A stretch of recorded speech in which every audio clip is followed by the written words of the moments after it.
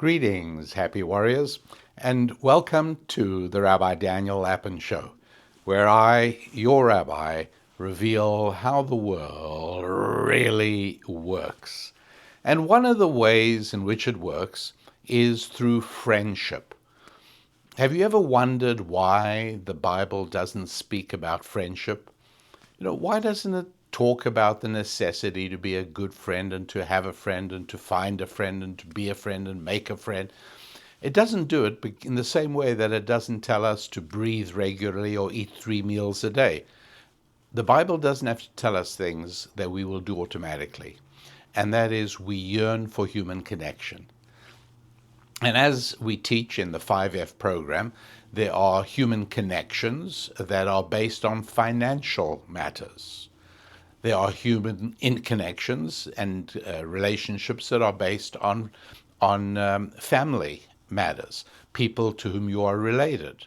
But then there's a third category, friendships, where it's not financially primarily, it's not family, but it's a closeness, common interests, a connection of the souls. I would not be the first person to try and to fail at defining friendship. It's something rooted deep in the spiritual nature of the human psyche.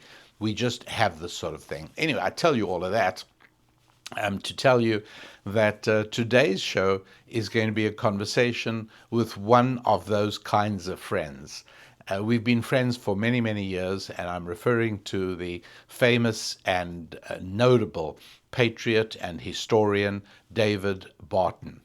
And you will, if you don't know him already, well, you will enjoy getting to know him. He's really a very important national resource in terms of understanding the nature of America. He knows things, he has things established, proven, confirmed by original source material that will absolutely astound you. Have you heard people speaking about how the founders of America were not religious? They were deists, they were this. Well, you may one day want to have evidence and proof that that isn't the case at all, that the founders of America were Bible-believing Christians, nothing more, nothing less. David Barton can satisfy your curiosity about that and provide compelling evidence. Many, many, many other things. So don't even dream of being in the Dallas area without connecting with his organization, Wall Builders, and you might be fortunate enough to be able to be given a tour of his museum. So it's Wall Builders, an idea taken from the book of Nehemiah, and my guest is David Barton.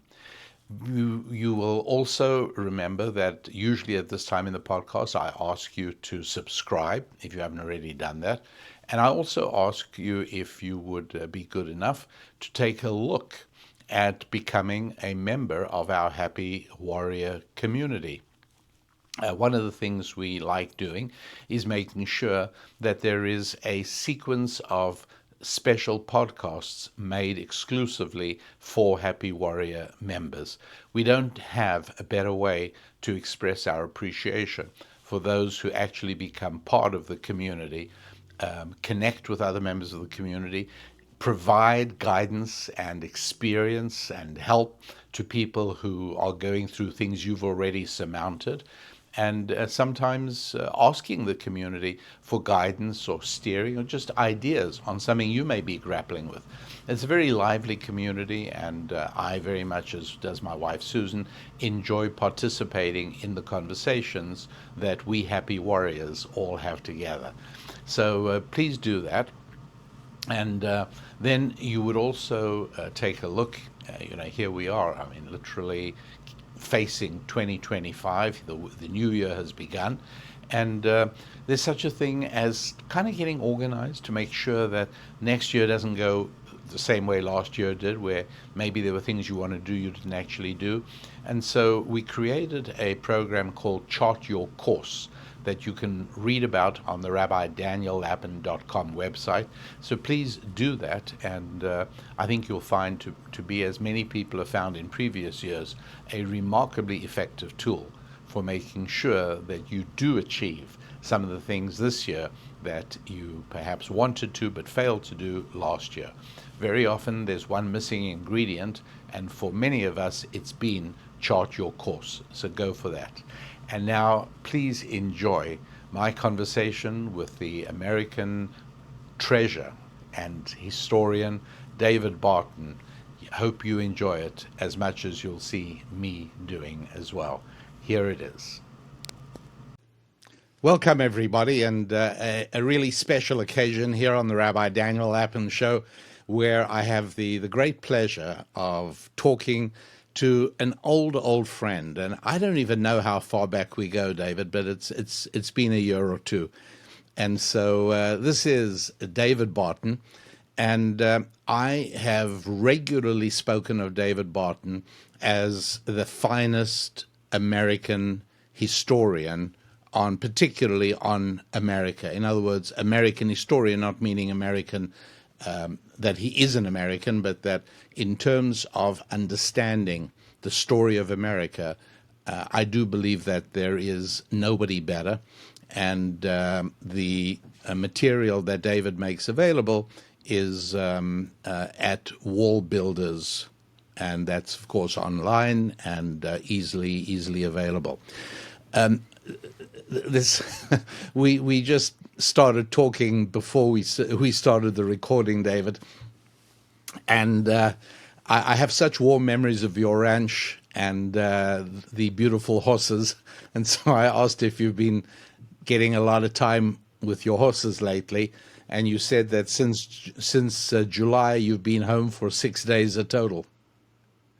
Yes, sir. It has been all hands on deck for the last several months, and we've probably spent most of that time in the 7 political battleground states leading up to the election. And I was just going to say, I imagine November 6th, you and your wife celebrated as joyfully as Susan and I did. It was fun because we were, for the last 5 cycles, I've headed up a broadcast team. A whole bunch of the cable networks get together, and so we do the live election coverage.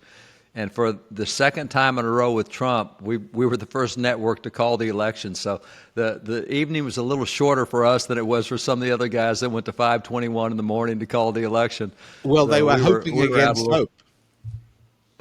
Oh yeah, exactly. It was very interesting, and it was a strange election because I really felt like that when we saw the East Coast results came in, that if Georgia and North Carolina and Pennsylvania were all in play, then he was going to have it. And indeed, those were all in play. Even Virginia was in play for a while, which nobody counted on. Yeah. And so at that point in time, we really felt like it was done. And then when Pennsylvania was finally called, that was when we called it. There's just no way for the other states to overcome that. So it was a fun night. It sure was. Gosh. So, David, there's so much on this.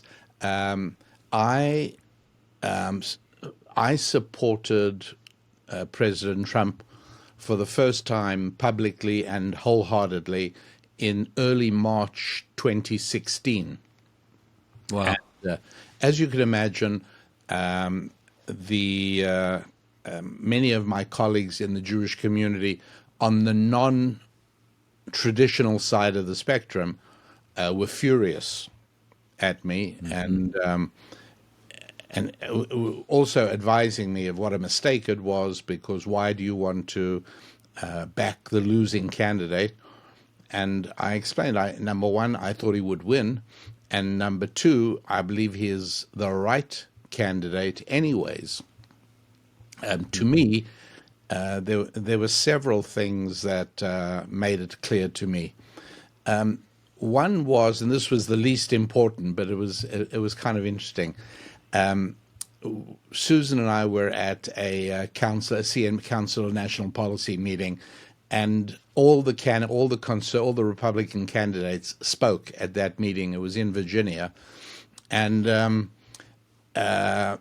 Ralph Reed was sitting next to us, and the speaker, just as the previous speaker finished, and just as they were getting ready to introduce Donald Trump, Ralph Reed said something which I found fascinating to me.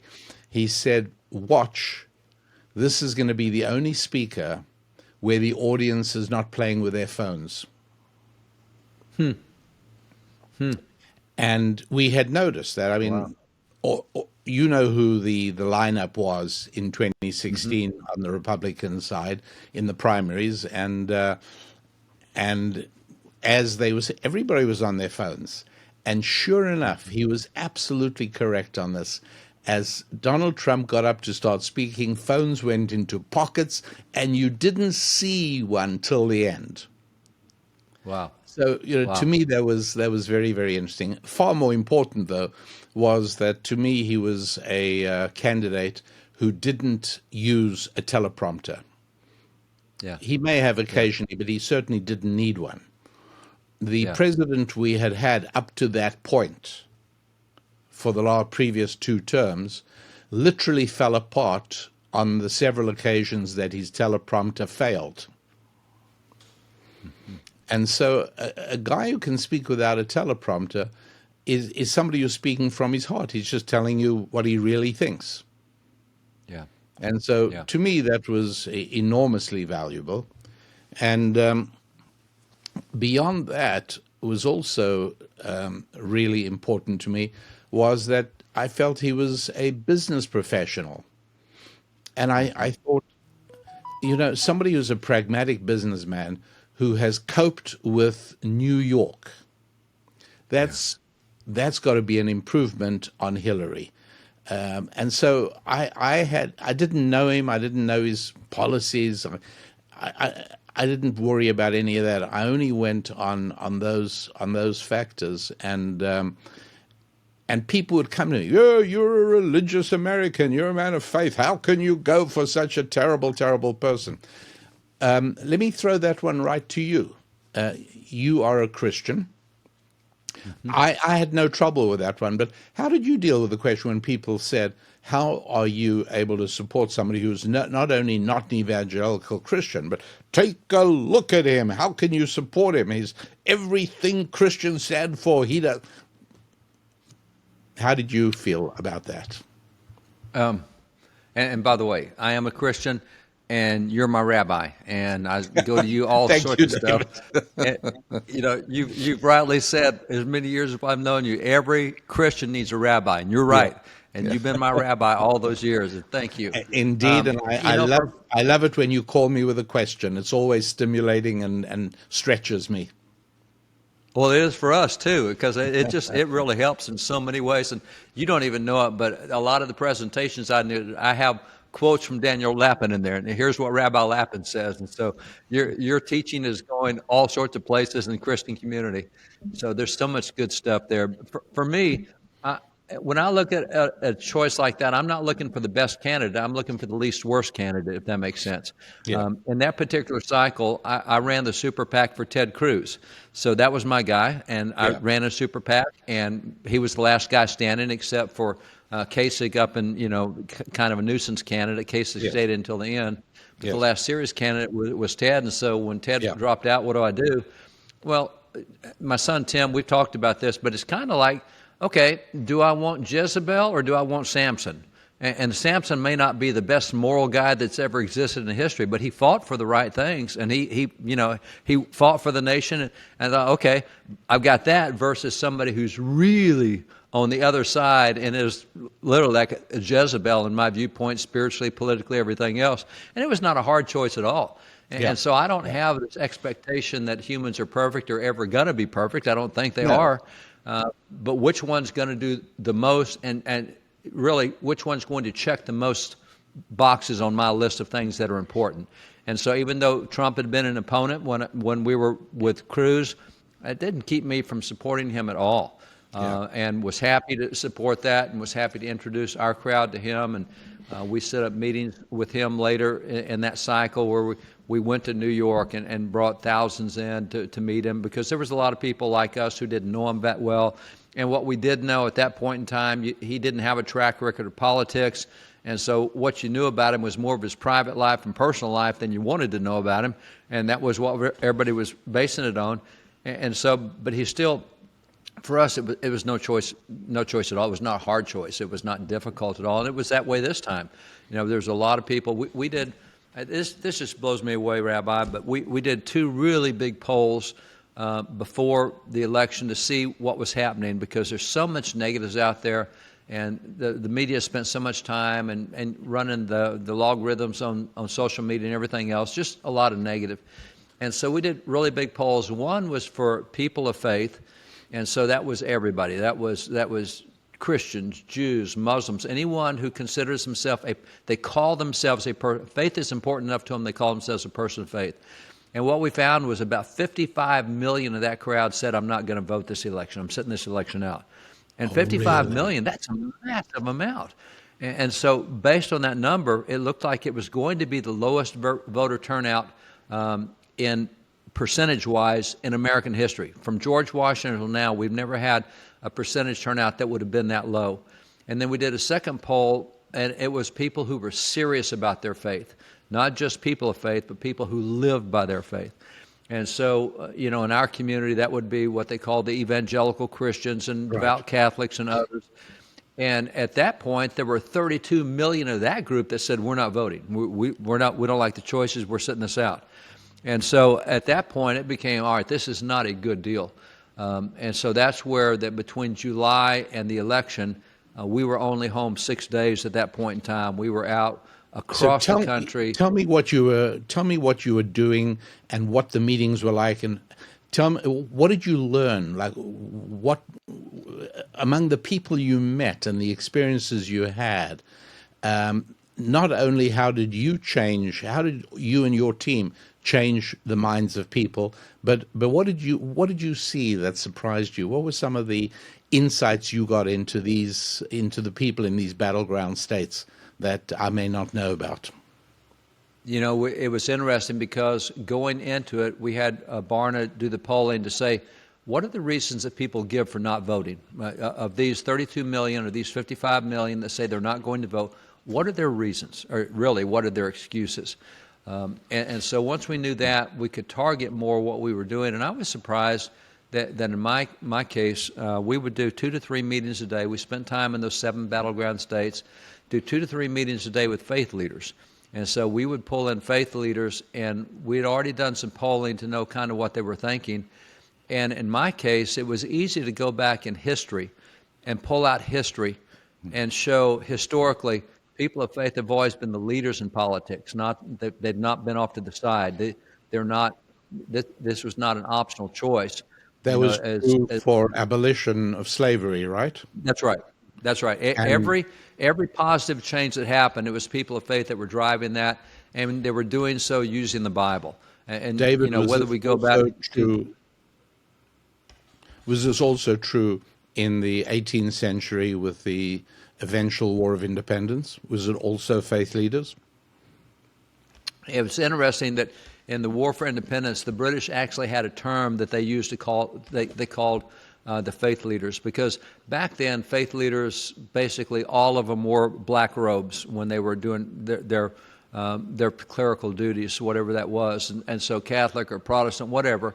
And so at that point in time, they were all with black robes, and the British actually called them the Black Robe Regiment, and said it's the black robe. It's these guys with the black robes that are really causing us the most problem. And so it's interesting that in 1777, when the British landed in New York City, there were 19 churches in New York City, and they burned 10 of them to the ground and desecrated the other 9. And the mortality rate for leaders of faith was higher than for any other group in the American Revolution. Including, so are you saying even soldiers? Oh, even soldiers, yeah. The mortality rate by percentage was the highest in that group. And that's because, if you go to the Battle of Springfield, it was the Reverend Reverend James Caldwell who led that. The Battle of Lexington was the Reverend Jonas Clark. The Battle of Concord was Reverend William Emerson. the road to Boston. I mean, all these guys had their churches out there, had their faith guys out there. And by the way, it was Christian and Jew both. And that's what I've always loved, is the fact that has been Judeo-Christian.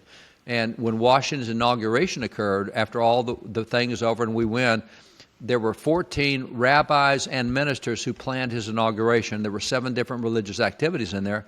And so the side by side was just always terrific. It was a very, very good situation.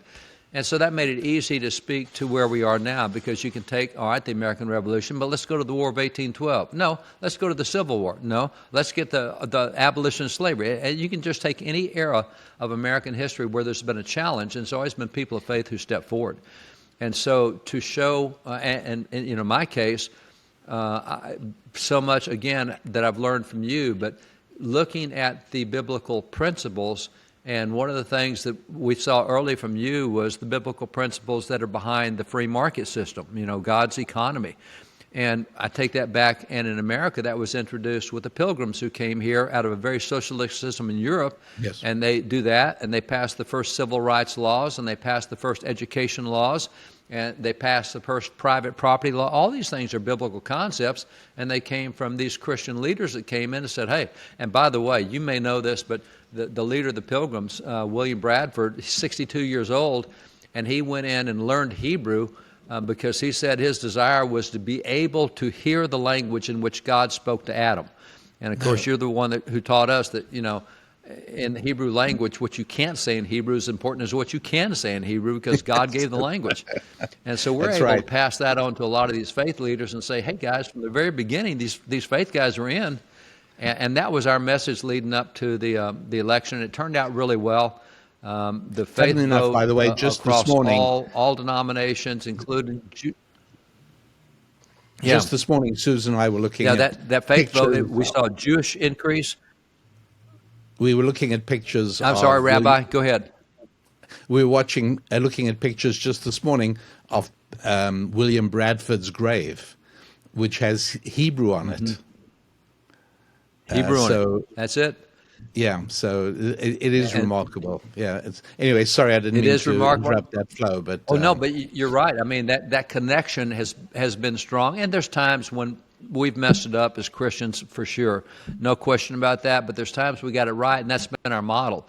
And so in the election, we saw that the Christian vote went up, the Catholic vote went up, the Jewish vote went up for Trump, all these areas, and it ends up that we had a very high election turnout. And so we really felt like that we were able to get those people off the ground, get them moving.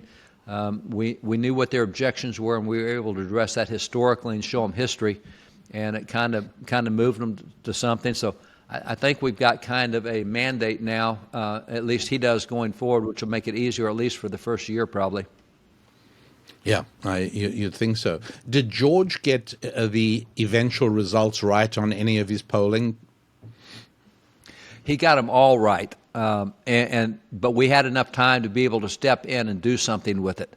And that's where we saw the results, was we had enough time to go in and organize meetings in key areas. We went into key congressional districts where we really thought that the House was going to be the most difficult to win.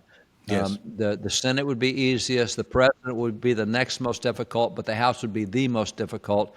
And so we spent time in House districts that were flippable, that needed to flip, and we wanted to go into this session having the House, the Senate, and the President. And here's a little piece of trivia in history.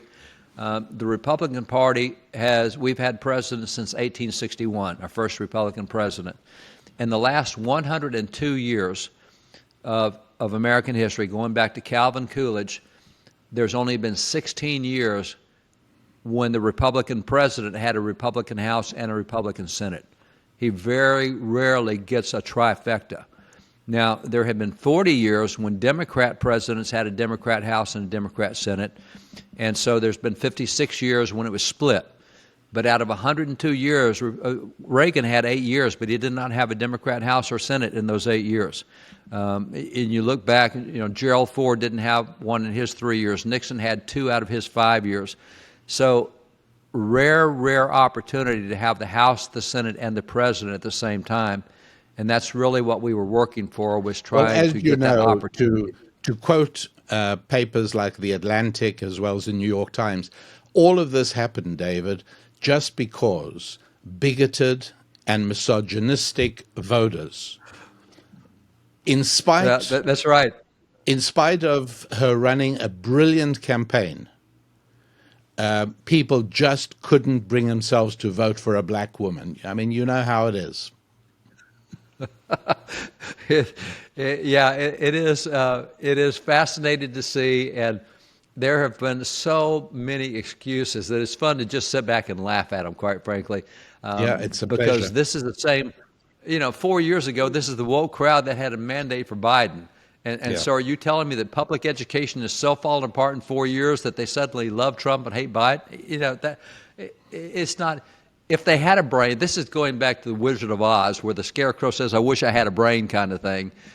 That's what I feel like these guys are sometimes on the commentary, that they really need a brain, because they don't even remember the articles they wrote 4 years earlier when they start making right. the criticisms. But it really Yeah. was funny to see that. Well, I mean, the key to it is that I mean, in my view, just as you said, your avenue to the electorate that changed everything was the faith community. It was people who have Yeah, religion, people with a connection to God.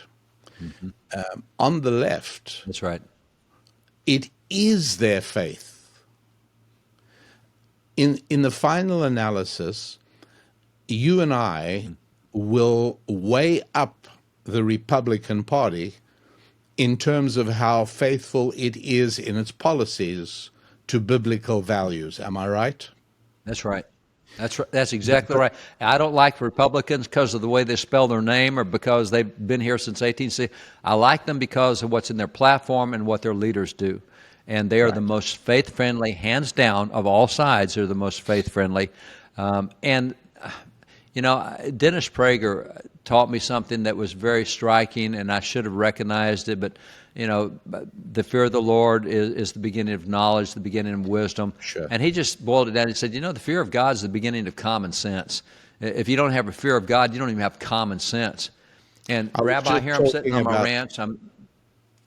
Sorry, go ahead. Go ahead, sir.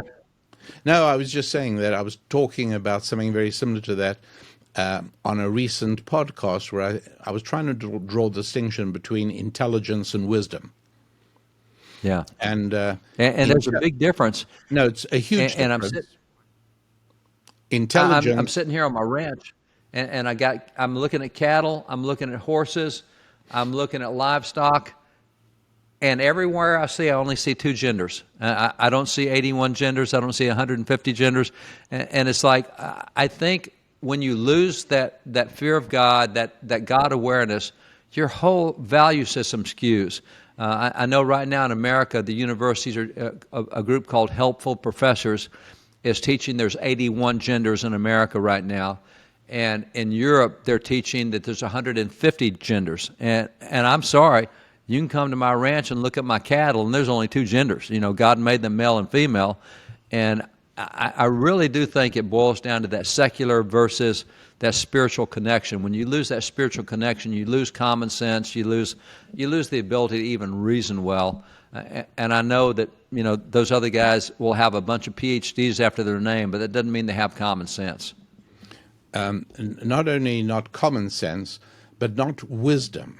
In other words, Yeah, right. understanding how the world really works. So, somebody who has high IQ, high intelligence, might well study a great deal of university produced data on criminology and jurisprudence. And he might end up and say, there's a lot of crime being committed in the San Francisco area, largely by one particular demographic. And so, what we need to do to improve things is to decriminalize shoplifting. And that's a perfectly reasonable position for a highly intelligent person to take. But anybody who has wisdom would say, Yeah. excuse me, little snag here. If you decriminalize shoplifting, you will get more of it. That's wisdom, not intelligence. And that's a huge difference. Intelligence, you need to become a grandmaster chess player. You need Yeah. intelligence to fly a fighter jet. You need intelligence to do high-level computer coding.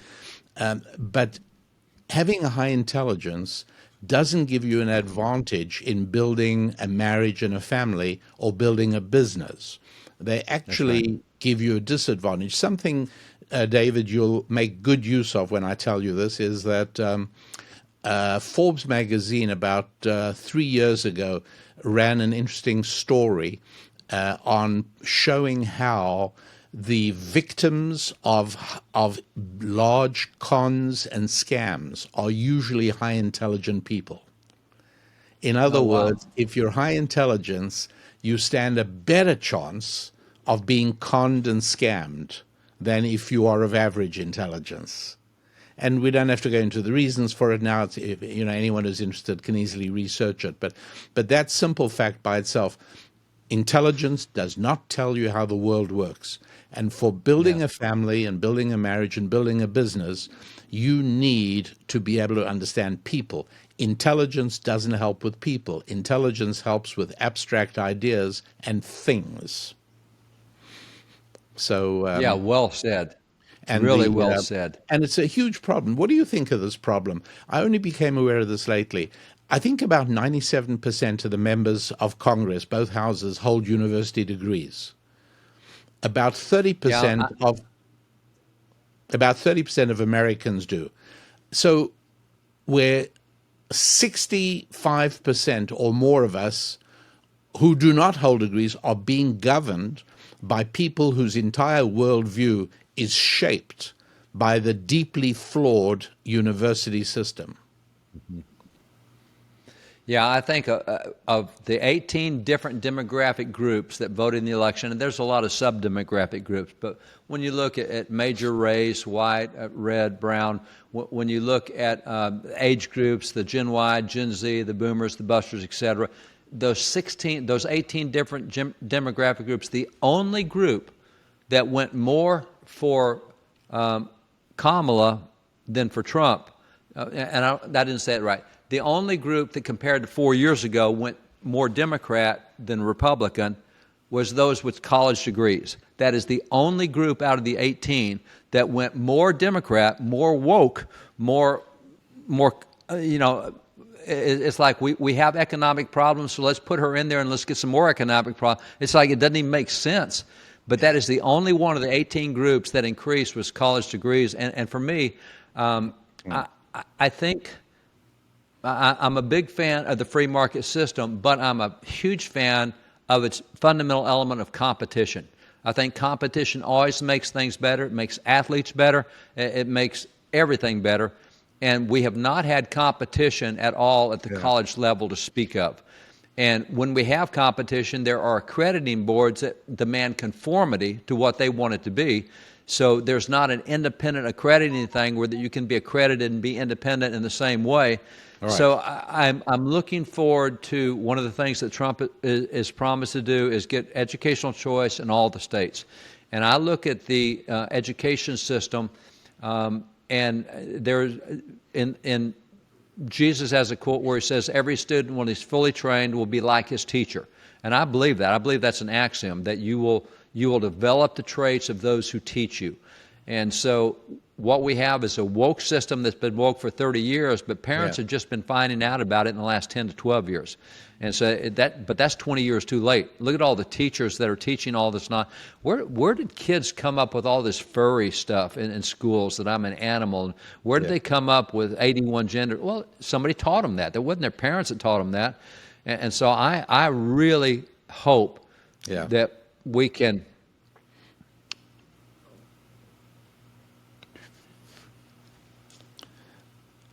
David, you told us once. I'm sorry, Rabbi, I lost you, brother. Oh, really? All right, just Yes, sir. just try and get There it it back. came back. All right. Okay, I'm good. sorry. Susan, That'll be an edit for you. do you I want to say hello to apologize. David? Yes, Co- we missed the last thing he said. We missed the last Yes. thing he said. Well, we'll come say hello to David. Hi there. It's been such a long time. Hey, Way ma'am. too long. It's been way too long is indeed right. Way too long. It is I want really to come good to see you see at the you. ranch. I Oh, want to see you. the Oh, cows and count how many genders you have in cows. That's right. We need to get you back behind a rifle as well. We need to have you That's shooting right. some more. You did very We well Do you at do, that. remember? Do you yeah. remember how good she was? That's so good. I do. I Yeah, do. we had her in the range last week with a couple of guns.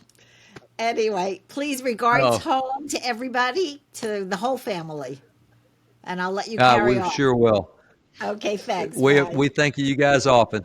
We We appreciate do. y'all. We do too. Gosh. So, all right, Rabbi dropped out for a minute, but it appears to be back. Are you okay? Yeah, we're good. We're good. Okay. Your organization, Wall Builders, fabulous organization.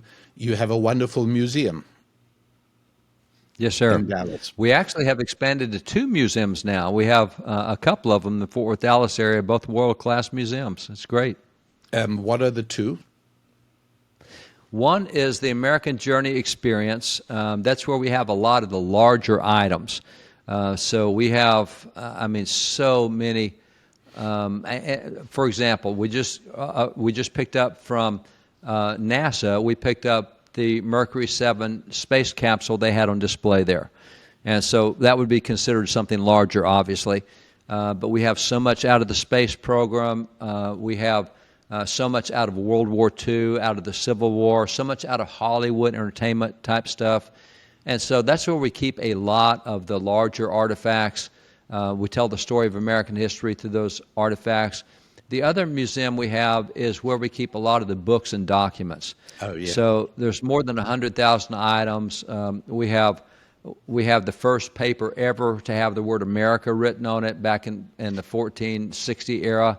We have history all the way back to that. We have Christopher Columbus, the stuff with him. We have about 1,300 items out of Jamestown and Plymouth, our first 2 colonies.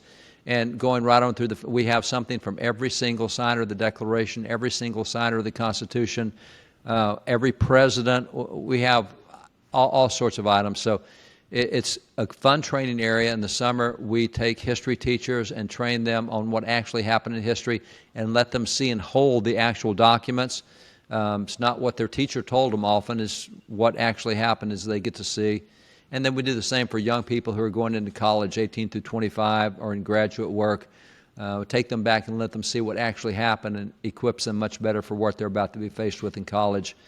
And then we also do public seminars for parents, and what we call them their 14-hour history seminars, where there's an hour of teaching and an hour of looking at the documents and artifacts. And so Glenn Beck and myself and Tim, we do those several times a year. So it's a very busy place for sure. But you can go online and schedule tours if you want to. And if you get I in was the Fort going to Worth, ask you Dallas if area, they're both anyone, great. can any listener of the show, if they're in Dallas, can they be able to see some of this? Absolutely, and we would encourage them to do that. Again, they're world-class experience. It's always good to sign up for a tour because sometimes the crowds are so big that you don't get to see everything you want.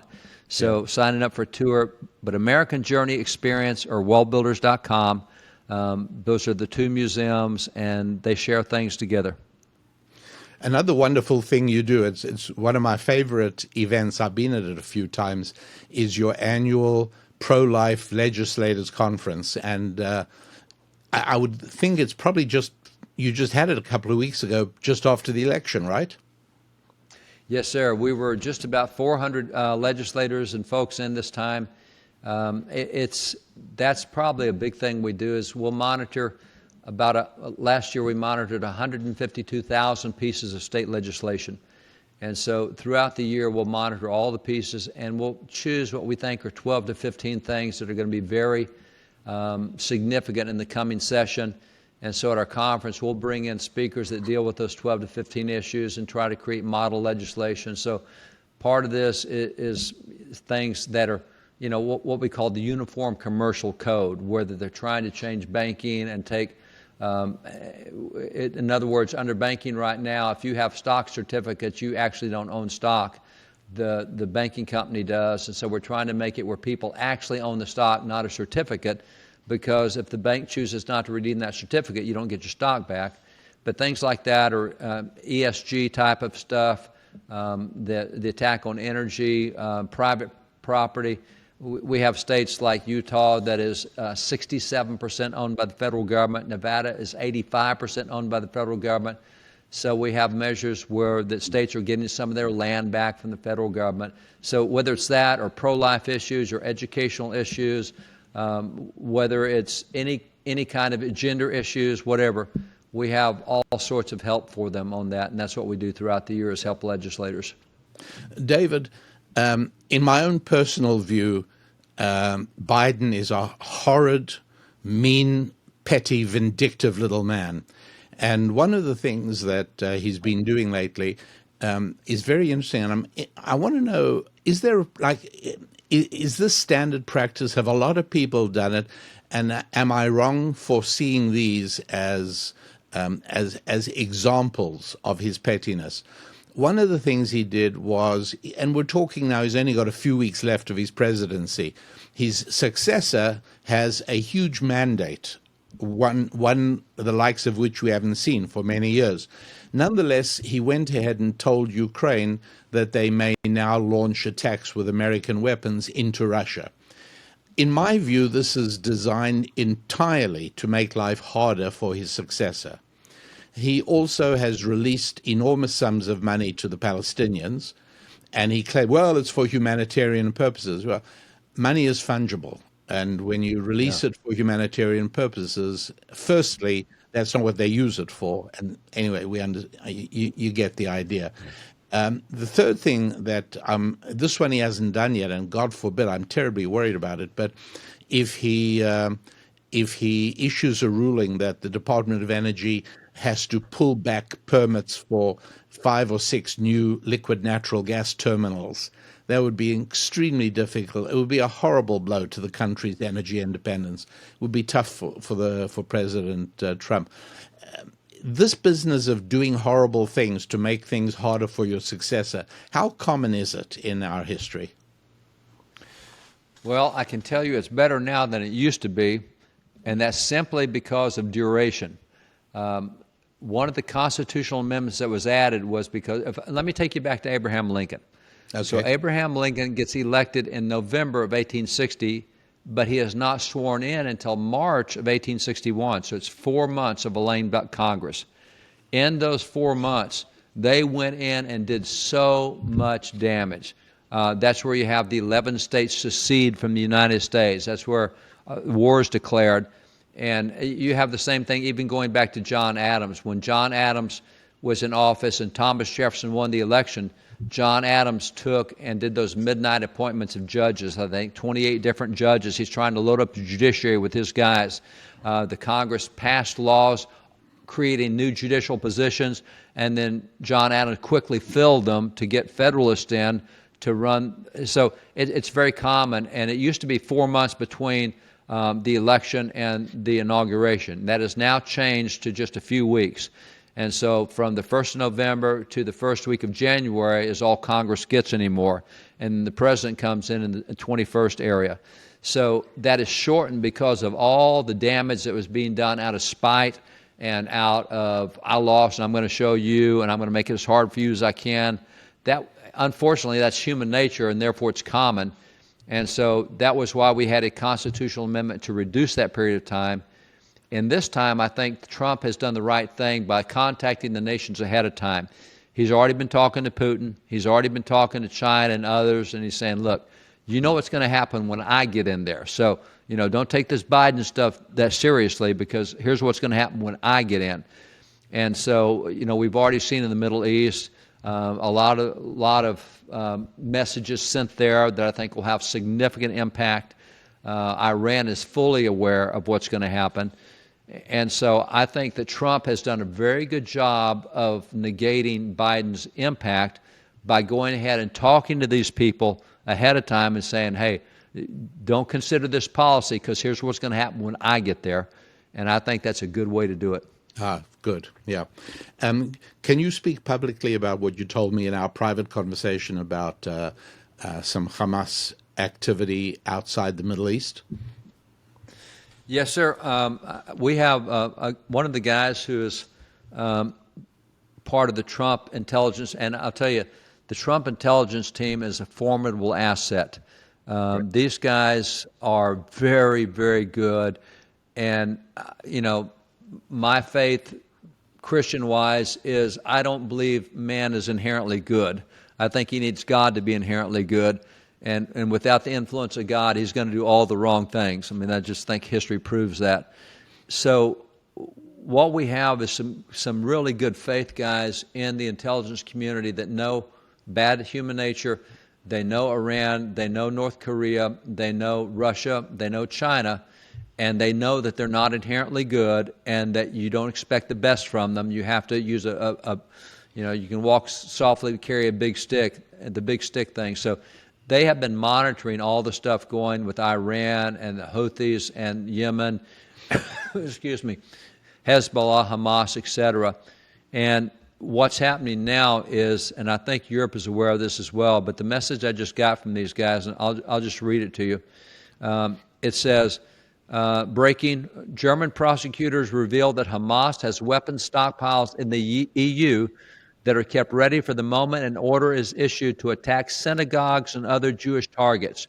Again, according to German authorities, Hamas held secret weapons caches in Germany, Denmark, Poland, and Bulgaria to be used to execute attacks in Europe. So that's part of what Iran and others are up to, and that's when Trump left office last time, Iran was down to 400 million barrels a day. Now they're 1.5 billion. They have got more money than they know how to spend or where to spend, and they're spending it with everyone that hates the United States and Israel. The big Satan, the little Satan, those two, we know what their viewpoint is. And so it's not surprising they would be stockpiling this stuff in Europe. But I do think that there's an opportunity to change that with the new administration. David, are we good for another 10 minutes or something like that? Oh, yes, sir. Absolutely, Okay, brother. Yes, sir. Thank you very much indeed. So listen, Tucker Carlson a few weeks back brings on a guy I've never heard of before, Daryl Cooper, I think, and he introduces him as this incredible historian, and to me he sounded like a moron. And what I'm asking you is, how does a moron get away with saying that Churchill was the villain of World War II, Churchill wanted war? Is there anybody who doesn't know or could easily find out that Churchill was not in power when Britain signed a treaty with Poland, and Churchill was not in power when Britain declared war? Churchill had spent the whole previous 10 years before 1939 trying to avoid and warning people. Basically, what I'm saying is this is not rocket science. It's like really easy to discover that Churchill did everything possible to make a war less likely and a German victory unlikely. How does this? How do many people listen to this? What's happened? Like, why are people vulnerable to this sort of manure? This is something that progressives have taught, and that is that labels are everything and content is not. And that's why they're good at labeling. They label people by groups. They always have to have groups. So you're either conservative, you're liberal, you're progressive, or you're antiquated, or you're black, or you're white, or you're brown, or you're Jew, or you're Christian, or you're... Why not just be people who have thoughts and beliefs and we deal with knowledge? No, you got to be in group. And so inherently, if you're black, you've always been a victim no matter what's happened in American history. If you're white, you've always been the victimizer. And so they do this by groups. And one of the groups that is in their in club, one that they accept, is academics who have credentials from their academic institutions. Now, if you're an academic like me that doesn't have their credentials, you'll always be on the outside. And so on Wikipedia, they talk about how I'm a pseudo-historian. We've got the largest collection of original documents in America outside the Smithsonian, largest private collection for sure. And that's a pseudo-historian because I have the originals. Your hundreds of, or any of your hundreds of lectures on history would not need any credentials to know that you are the greatest historian on America that is alive today. Well, I can just hold up the letter that I'm talking about, or hold up the book, or the gun, or the. But these guys, they credential each other, and once they credential each other, then they become an expert in that field, and that's the problem. Is they look for labels, and it's got to be the right label. So it's not based on what you know or what you believe. It's based on whether you agree with them, and if you agree with them, then they'll credential you. And this goes back. This is part of the progressive stuff where that America didn't have a PhD program to speak of until the progressives got it and brought it in. And thank you, America. We're the ones, I mean, even in Mein Kampf, Hitler credits the American progressives with giving him the ideas on eugenics, going back to Woodrow Wilson and others that he learned. You know, the whole thing is crazy. The record of progressives is so bad, and yet they have the cleanest record among themselves. If you go to university, you'll think progressives hung the moon. They did everything. They hung the sun and the moon.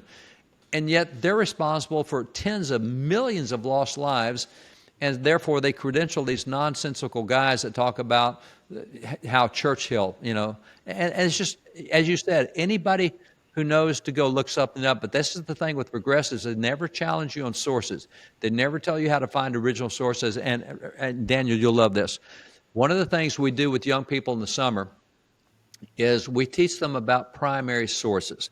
And you always go to primary sources. So when we talk about secession of the South from the North, what's the reason for that? And people say, well, slavery had nothing to do with it. We say, okay, there were 11 states that seceded, and 5 of them wrote their Declaration of Independence explaining why they seceded. So let's go read those 5 documents. And one of them is Mississippi. And Mississippi, it's a very short document, but Mississippi document says we are leaving the Union and joining the Confederacy because of the slavery issue. We think that slavery is a good thing for mankind, and it's right there. All right, so that whole document, Rabbi, is just a few paragraphs long. If you go to that document on Wikipedia, it gives you the document, but has a warning up top. It says, warning, this document does not rely enough on secondary sources. Now, wait a minute. You're actually reading the document and having the primary source is not sufficient. You need someone to tell you what this thing means. You can't read it for yourself. And so we show that to kids. Wikipedia has a warning not to read the primary document because you would understand it and that would contradict their narrative. It's crazy. And that's where we are in American education right now. You said many, many years ago already, you said the university system is sick. It's only being discovered by normal Americans in the last few years. They're suddenly discovering what the American university has become. Susan and I were trying to remember something you told us years ago, and that is that you can get an advanced degree in an American university without ever having come across Thomas Jefferson. Was that the name you said? Yes, sir. Yes, sir. Yeah, you can get an advanced degree without having covered any founding father at all. Now, I will change that because since the time we've spoken, you now will cover all of them. But you will learn how bad they were, how wicked they were, how they all owned slaves, how they all beat and abused their slaves, how they all had sexual relations with their slaves, and on and on. Now you will cover every founding father, but none of it will be true, essentially. At the time we spoke, and this is the thing we've learned about history. Once you go silent on something in history, once you've been silent for a while, you can come back later and make it exactly the opposite of what it was. And that's what they did. For about 20 to 30 years, they took all the founding fathers out of history, and now they can come back and say anything they want because nobody knows who the founding fathers are anymore. And the example I've always used, because as you mentioned earlier, I get asked by a lot of states to help do their history standards. And so I always look for what's missing, not what's in there. They're not going to get the obvious stuff wrong. They're going to get the stuff that they take out. And so what I've always noted is, let's say that we didn't say anything about Abraham Lincoln for 40 years. Then you could come up with a history book that said Abraham Lincoln dropped a nuclear weapon on Thailand to end World War XVII. And people would say, wow, I never knew that, instead of saying that's ridiculous. But if they haven't been taught anything about Abraham Lincoln, they don't know what era he lived in, where he's from, what his beliefs were, and you can make him responsible for anything. And that's what's happened in American education. So when we talked earlier, they were not teaching founding fathers at all. And then now what they do is they teach everything wrong about them because they went 30 years without teaching. And so that's the problem. Incredible. Absolutely incredible. But I'm only pleased that it's becoming aware, it's becoming known, and people are understanding that, which is wonderful. Yeah, that's right. One right. could say that American conservatives have sort of split a little bit, and they're two separate streams. Mm-hmm. One might characterize them possibly by saying one stream is a stream of which Trump is a reflection. It's where America is central, and that our goal is to restore America. Our goal is to restore Bible-based values to America in terms of how to educate and how to deal with crime and how to restore the country to a place where it's good for everybody to live. And then there's another side of conservatism, many of whom became anti-Trump, but their focus was on spreading American democracy. A lot of these people were very involved during the George W. Bush administration, getting the whole world to be like America, and this is going to be the end of history, and we're going to get everything right. And there are a lot of conservatives who go that way. I am wondering if a similar schism exists in Christian America today as well, in the sense that I have become aware of, Christianity Today, for instance, is a magazine that, I'm no expert on this, but it sort of feels to me that it's gone, from my perspective, it feels like it's got off the track a little bit. Even somebody like Rick Warren, who became so well known with his purpose-driven life down at Saddleback Church in Southern California, I'm just wondering if a lot of people who I used to think of as hardcore evangelical Christians are becoming a little bit universal. I'm going to use a bad word, a little bit globalistic, a little bit sort of, we're concerned with the whole world as opposed to trying to deal with our family and our county and our town and our state and our country first before we deal with the whole wide world. I don't know if I'm making any sense here or not. If I'm not, just move on to the next question. No, you're making sense, and that's something we deal with very often. This is something, excuse me, this is something we do a lot of polling on with George Barna, because for us, there's a difference between a professing Christian and a biblical Christian. And for me, it's like there's a difference between a Republican who's actually read the platform and knows the platform and a Republican who just says, I'm a Republican, and you don't even know what it means. And so for us, the difference is if your life is molded and shaped by the authority of God, if God is the authority in your life, you get a different result than if you're the only authority in your life. If you're the ultimate authority in your life, and there's a lot of religious people, well, I don't agree with that. I disagree. Well, who cares whether you agree with it or not? If it's in the Scriptures, it's in the Scriptures. And so we have now gotten, and we've done this for a number of years. This is something we've been tracking very clearly in polling.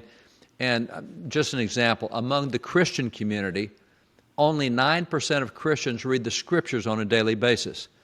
Now, that's a real problem when you're not seeing what God says about any issue. You're just going with what you heard on the news, what you saw in the latest meme, what social media said. And so more and more, we find that Christians do not understand God's value system and don't live by that value system, or they reject it because they disagree with it. They're the highest authority in their own lives. And so from my viewpoint, God's got to be the highest authority in my life. I've got to take what I see in His Scripture and live with that. And, if he says there's two genders and I say there's 81, he's right, I'm wrong.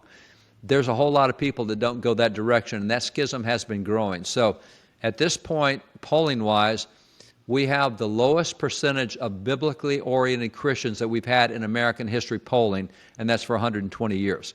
So what you're discerning, Daniel, is exactly what is happening. Now, what we are seeing is, of all places, the youngest generation is where we're seeing a turn back to traditional values, because I think they've been raised in such a no-value situation that it's just decimated them, and they want something to base their lives on. And so we're seeing a return back with the younger generation coming back. Of all things, that was one of the groups where Trump had the biggest pickup, was in the youngest generation. The Gen Z generation really jumped over to his side. And last election, they were totally on the other side. And so that's one where we're seeing a change. And we think, from what we can tell, it's because their life keeps having crisis and they need something solid to hold on to. And scriptures have always been that for everybody. I mean, just every generation that used it, it's been an anchor to help hold the soul together. So your observations are exactly right, Rabbi. Exactly right. I don't know whether I'm happy to hear it or sad to hear it, but you're not just a great American historian, but you're also a husband and a father. And I'm really intrigued because I've watched your leadership of wall builders. I've watched your deep involvement in so much of the country's political process, and then at a certain point within the last year or two, I think, you ceased to be the president of wall builders. And your wonderful son, Tim Barton, who I've also known for years and years, he has now designated as the president of the organization.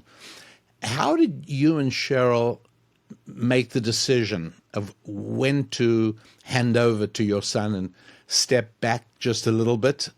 When and how did you make that decision? I actually made that decision probably 20 years ago.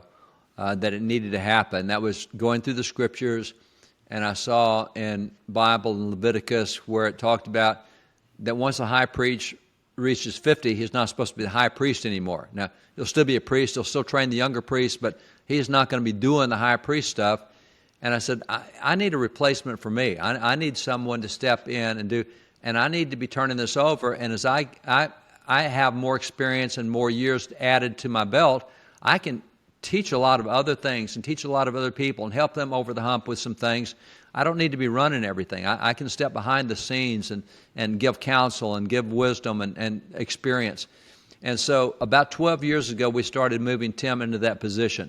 I think he's officially been president now for 7 or 8 years. For 3 or 4 years, he was learning all the books and all the procedures and all the laws and all the things we deal with. And so in about the last 12, he's really kind of taken it over, which is great because it's a thing where that he connects well with generations down and up. It's harder for someone at the top to connect down. We can connect up, but it's easier for someone at his age to connect both up and down. And that's what you need for growth and for health. And so that was the model I used. And, I saw that with John Quincy Adams in American history. At the end of his life, as he was going through, he was still fighting slavery, but he took a young freshman legislator named Abraham Lincoln and mentored him on slavery. And so that's the guy he mentored who ends up being the guy that ends slavery in the United States. They knew one another? They did. It's interesting. John Quincy Adams, in his last term of office, Abraham Lincoln was elected to Congress in that last term he was there. And Abraham Lincoln was 14 months under John Quincy Adams before Adams died in Congress. And one of the things that John Quincy Adams had come up with was a 3-step plan to end slavery. Now, he could never get his party to go along with it. He was a Whig party, and they wouldn't go along with it, but he had a 3-step plan. Well, once Abraham Lincoln becomes president, he goes, hey, I know a 3-step plan. And that's what he used to end slavery, was the same stuff that John Quincy Adams had been doing back in 1847, 1848, some 13, 14 years before Lincoln finally reached office. So you have you have John Quincy Adams actually mentoring the guy who ended slavery. So the thing is, John Quincy Adams didn't end it, but he mentored the guy who did end it. And so that's the lesson that I've seen is you got to pass on to the next generation. You got to get them in positions of leadership and train them to pass it on so that we guys who have more white hair can help mentor them through the problems they have. But at the same time, they've got the vision, the leadership, the energy to keep doing what needs to be done. I am sure that since you put Tim at the head of Wall Builders, I'm sure there have been unexpected areas where he's just blown you away, he's just astounded you, things you never thought. Anything you can share, anything comes to mind of where he has visibly grown in office? Yeah, one of the things I've learned is that when I speak a lot of times, I make assumptions about what people know, or I think I do. I assume they know what I'm talking about, and that's not always the case. And so he speaks without the assumptions that I had, and he's explaining stuff that I go, but Tim, everybody knows that, and then I find out, no, they don't know that. And so he comes at it with a different knowledge base than what I had and does not make the same assumptions that I make, and that communicates a lot better because he fills in blanks that I'm just assuming people already know, and that's not necessarily the case. So that has been a real eye-opener for me is, man, I was assuming a lot of things I didn't know I was assuming, but listening to him communicate and listening to how people respond to that, I clearly was making some assumptions. And then he is also more into where things are. And I think I'm up to date on technology, but I'm nowhere close to where those kids are. And so he's able to do things that are much more creative, much more appealing. I see him say, what a great idea. Why didn't I think of that? And so it's that new energy, that new vision, that new perspective. He's learned from mistakes that I've made, so he doesn't have to make those mistakes. He keeps wise people around him as well. And so he does all the right things, but he also brings all the things that I missed that I didn't. And so it's just been a real good situation. Well, please do convey to him my appreciation for all he's doing and my respect for how extraordinarily well he has stepped into the position. It's really something. So can we assume that you're going to be a lot less busy now that November the 5th is behind us successfully and joyfully? Is that, or do you see your schedule still being quite as busy? No, it's going to be just about the same. Now I'm doing a lot of work to institutionalize the knowledge that we come up with, all the things we found in recent decades that nobody else has heard about. So how do we institutionalize that? How do we get that into textbooks? So I'm working now with staff placement and personnel, getting university professors in where they need to be. We need better university professors. We need to train more university professors that have a good view of history, that have actually studied the documents. We need more people in office. We need more people on school boards. So I'll do a lot more, and I am doing a lot more behind the scenes, helping kind of get other people moving forward, try to get the whole army moving forward. I've got a lot of experience that will help them. And so that is a regular thing that happens now, is I'm spending a whole lot of time with legislators and legislatures, doing a lot of testimony, doing a lot of legal cases, other things, where that all those years of experience, now we can help put it into public policy. We've been building an army of people who now know this stuff. Now it's time to start making policy based on what we know. So what you're telling me is that any hopes I have of soon going horse riding with you across those North Texas hills, I can forget about? You know, I had a rabbi once that told me the word retirement is not possible to say in Hebrew. And I think it was Rabbi Daniel Lapin who told me that retirement is not an option, just like fair and all those other words you told me about.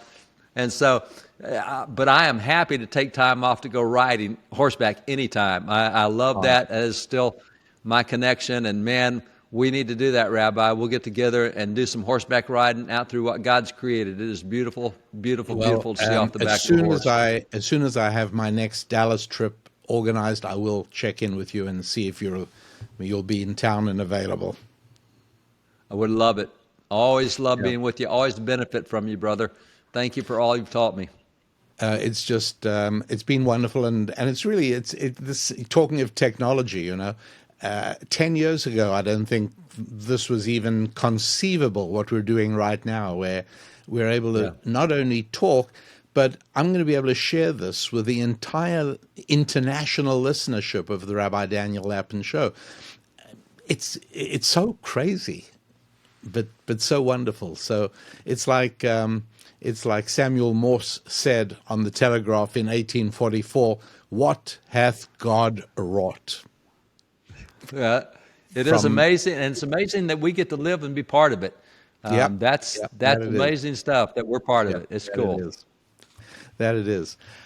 Gosh, well, terrific. What we'll do is I'll stop the recording part now so that we can part from one another with personal things we won't broadcast. So, listeners, I know you enjoyed that, and you stay tuned because I'm still going to have a few things to say to you.